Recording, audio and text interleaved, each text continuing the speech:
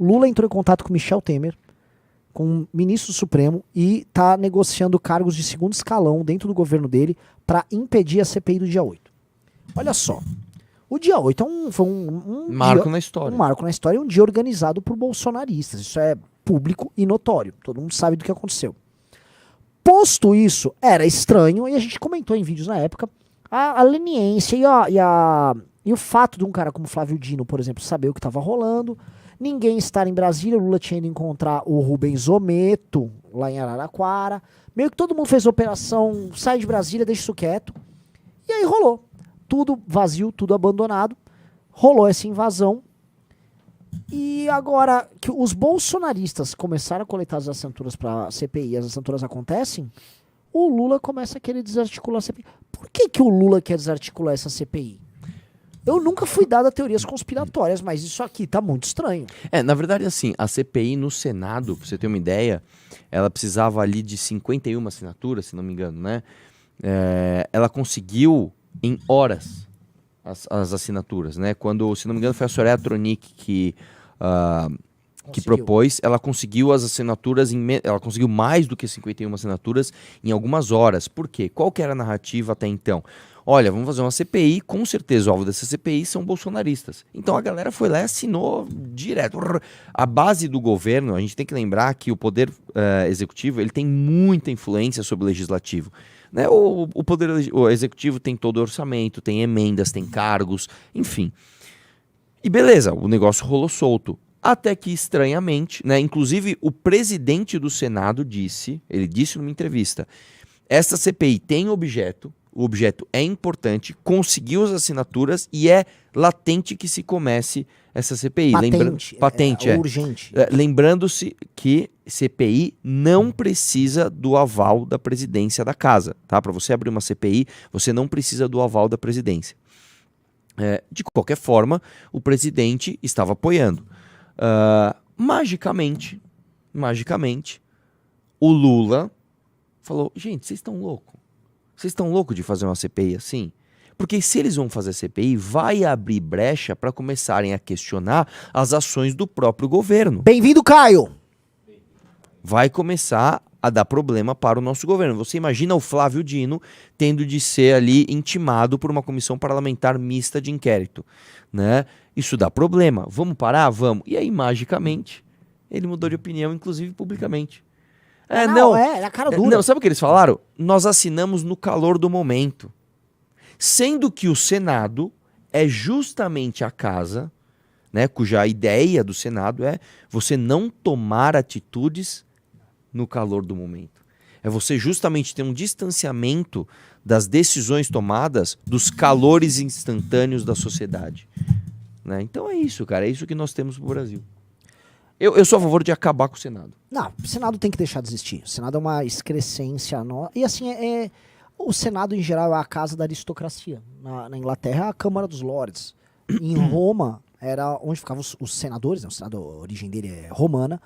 E os senadores eram parte das principais famílias, das grandes famílias fundadoras de Roma. E eles tinham uma perspectiva diferente sobre como administrar Roma do que, por exemplo, a plebe, a massa. Né? Então, aqui no Brasil, quem é a nossa aristocracia? São como Romário. Monarque. Mas vão assim, pulando esses caras. Nossa aristocracia são os grandes oligarcas econômicos, alguns donos de terra, donos de quase senhores feudais regionais, especialmente na região norte e nordeste, alguma coisa no sul-sudeste. Gente que lidera nacos do funcionalismo. Isso é o nosso oligarquia, mas esses caras nem elegem muita gente. Alguns se elegem, especialmente a parte do norte e nordeste.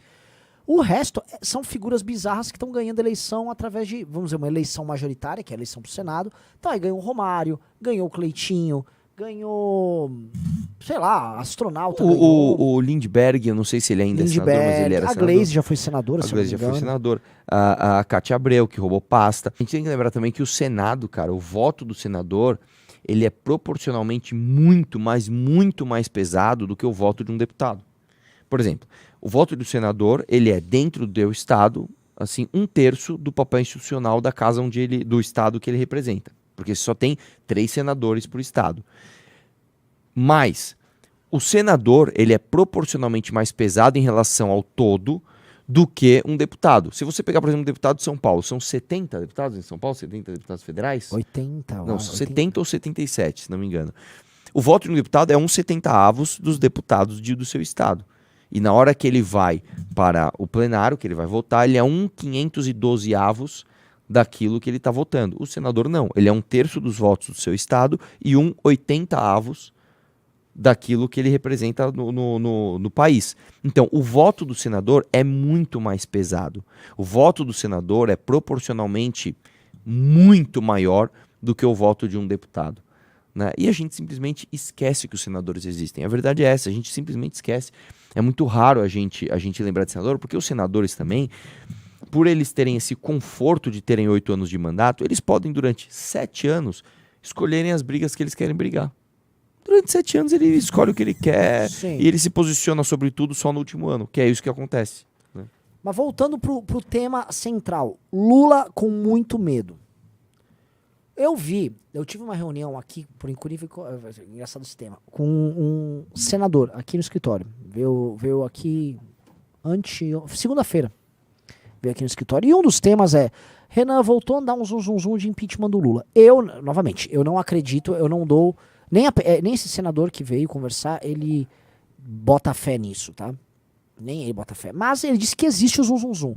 E o zum estava envolvido na ideia de que o Lula vai fazer um governo confuso, que o Alckmin foi escanteado e que o dia 8 vai trazer problemas pro Lula. Eu não acreditava. Eu realmente custei a acreditar que o petismo seria tão burro em se envolver, vamos dizer assim, diretamente num ato golpista tocado por bolsonaristas.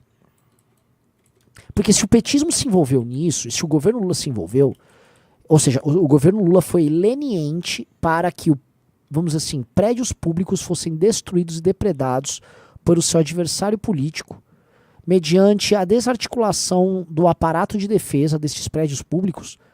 Quem está me assistindo, olha só, isso é crime de responsabilidade. Aí não só Flávio Dino tem que ser afastado, esse ministro. Aliás, Flávio Dino, que não. Presta atenção, Flávio Dino. Você só recebe piada de gordo lá do Lula, mas você é um péssimo ministro da Justiça, Flávio Dino. Brincalhão, ficar pulando lá no carnaval, igual uma orca saltitante. E, Flávio Dino, eu vou ser preso, né? Chamei ele de orca.